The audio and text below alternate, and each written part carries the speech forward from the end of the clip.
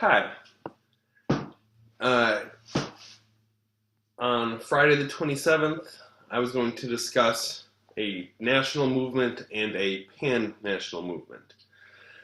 And these are both movements against foreign influence or foreign rule. The Mexican Revolution, as a nationalist movement, both involved the uprising of people against national elites, as well as against international influences that had gained increasing power in Mexico between the 1880s and 1910. Secondly, I will talk about the Pan-African movement and specifically talk about Marcus Garvey's UNIA as a pan-national movement that sought to unite people of African ancestry and to work towards African independence. If you look at the first slide with information on it, titled The Mexican Revolution 1910 through 1940, you'll see that the period in Mexico between the 1880s and 1911 is known as the Porfiriato. It gets its name from Porfirio Diaz, a general who, in effect, has a virtual dictatorship during this period. His government subsidizes the press, and his candidates only ever win elections. While he serves as president for most of that time, when he is not president, he is able to control people who do serve in that office. And under Diaz, the motto, as you can see, was order and progress. And in terms of progress, that was measured and defined in material terms, specifically in the miles of constructed railway track. It's during this period that foreign influence becomes pervasive, becomes very common in Mexico. And that's one reason why this period between the 1880 and 1930 is known as the neo-colonial period. So neo-colonial refers to situations where a country is technically independent, but foreign influence and investment is powerful in shaping the possibilities and the situations in which that country's citizens find themselves. So foreign influence is very powerful and shapes life in Mexico during this period. Not just Mexico, historians refer to the neo-colonial period in all of Latin America. So as I mentioned, the Porfiriato measured progress in material terms, and nowhere was this more apparent than in miles of constructed railway track.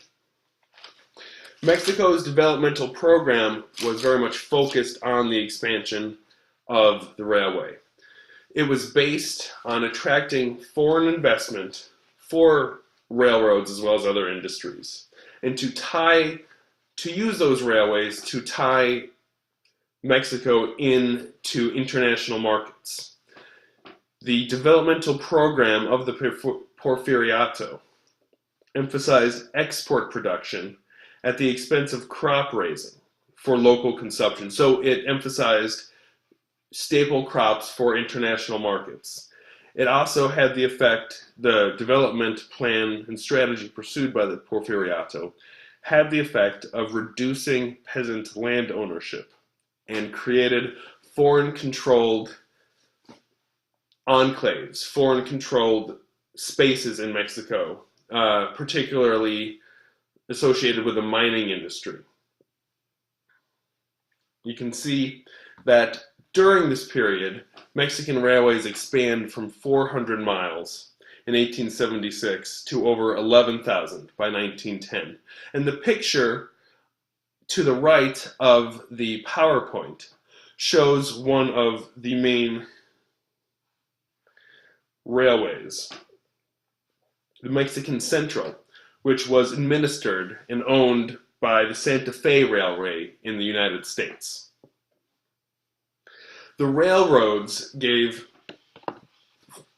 increased access to raw materials and therefore helped integrate Mexico into the international economy more closely. One of the effects of this increase in railways is that it facilitated and led to increased the dispossession of land from the peasantry, because it would increase the value of land. So where the track went, land increased in value because it was more closely integrated into an international economy, because products grown on that land, products mined from that land, could more easily flow internationally to more industrialized countries. And so one of the effects noted in this PowerPoint is that it led to greater dispossession of land from peasantry. So that railroads, as well as led to the commercialization of agriculture, which helped increase debt peonage, or farmers, peasants who no longer had their own land were forced to work on large estates for large landowners, large estates known as haciendas. You can see still on that first PowerPoint that by 1900, the vast majority of Mexican industry was owned by foreign investors, and that foreign investors had come to also own more than a quarter of all land in Mexico.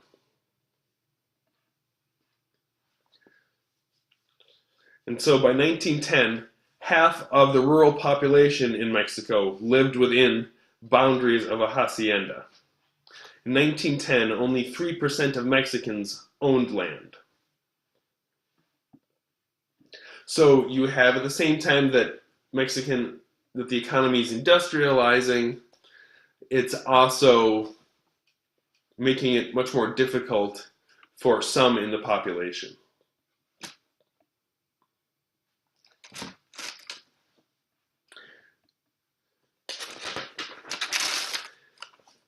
If you turn now to the second PowerPoint slide entitled 1917 Constitution, you'll see there that a revolution begins in 1910, and it begins after a significant economic downturn,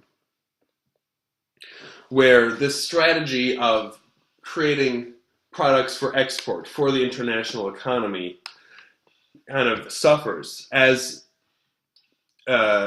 economies of its trading partners suffer, as the economy of the United States has a downturn in the early 20th century. That also affects the Mexican economies, those of mining, textiles, and sugar that are export dependent.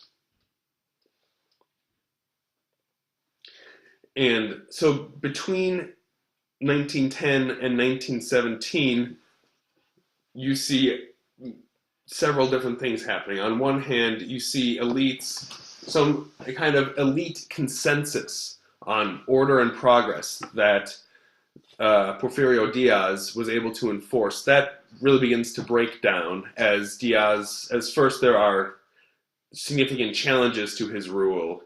He steps aside, and then continually there are kind of elites jousting for power. At the same time, you have mass movements, and the Mexican Revolution very much becomes a social revolution, as peasant armies demanded land for farmers and an end to rule by wealthy and privileged few.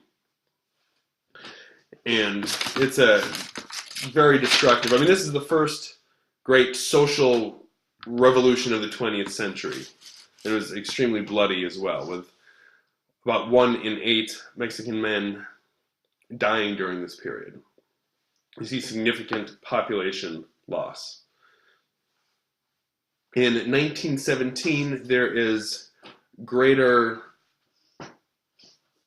order established, and there is a constitution enacted.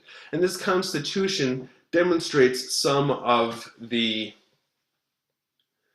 reflects some of the concerns from the Porfiriato, in which foreign influence became so important and foreigners owned many of the industries in Mexico. So there's a strong nationalist inspiration in the Constitution. The Constitution denounces foreign influence, ownership, and privileges accorded to foreigners. And most famously, Article 27 reclaimed for the nation all mineral rights in the hands of foreign companies.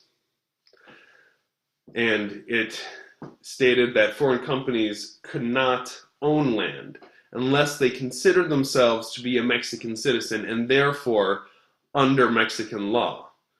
Previously, companies could own land and not consider themselves Mexican citizens, not subject to Mexican law. Article 27 also stated that companies could not seek the help of a foreign country to protect their land and rights. And that was a recognition of the habit that companies had of appealing to the United States to protect property, to intervene in order to protect property, for instance.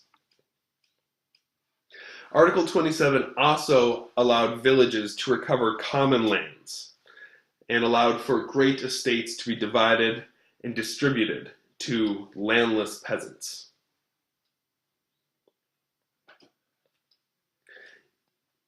If you move on now to the PowerPoint slide titled Lázaro Cárdenas and Oil Nationalization, you'll see that it is under his regime, after he's elected president in Mexico, that many of these promises really begin to be fulfilled, and the nationalist orientation of this 1917 Constitution become more fleshed out.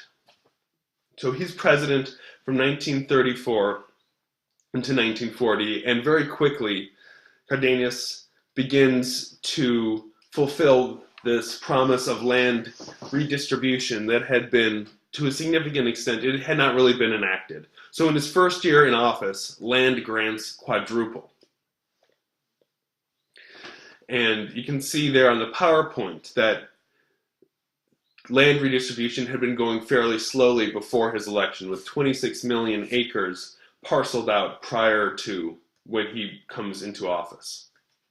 By 1940, he alone had almost doubled that amount, distributing 49 million acres. And in the bottom right-hand corner of the PowerPoint slide, you can see one iconic image of Cárdenas signing land over to peasants, a populist image that was repeated in photographs and in different paintings throughout this period. Most of the land went to communal ejidos, which were land, these ejidos were communal land, so land communally owned by a village, in which farmers possessed and worked on, but the land was communally owned.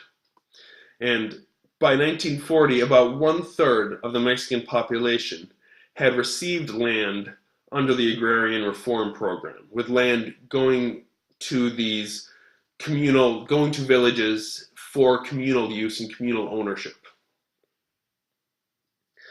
In addition, Cárdenas institutes the new National Adel Credit Bank, which extends financing for hundreds of tractors and other farm implements to villages, so that villages can communally own these important agricultural tools. Just as important, the President Cárdenas, part of the land that he's taking and turning into communal ownership is land in some of the richest zones of commercial agriculture. So he goes into the sugar, coffee, cotton, and henequen zones. Henequen was a plant that is turned into twine. It's another industrial product that has its use in the industrial economy, acquires value through the industrial economy.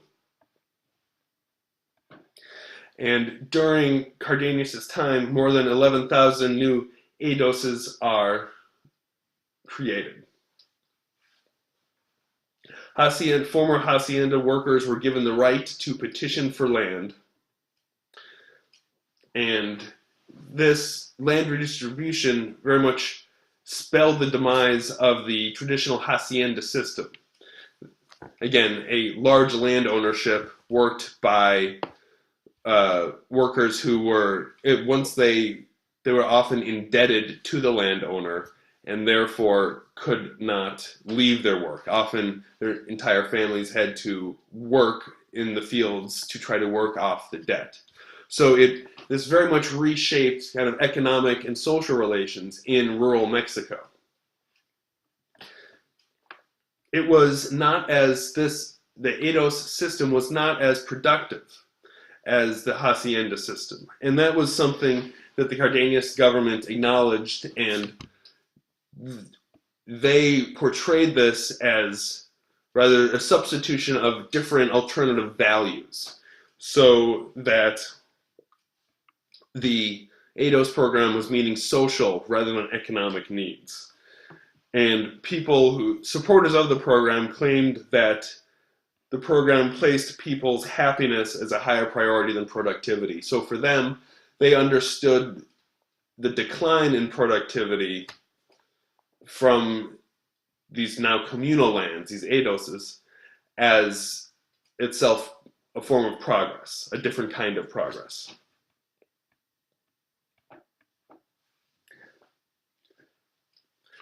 You can see on the lower part of the PowerPoint slide that Cardenas also proceeds to fulfill promises and rights in the Constitution by nationalizing the oil industry. Remember, the Constitution had, in its Article 27, reclaimed for the nation all mineral rights in the hands of foreign companies. That included oil. And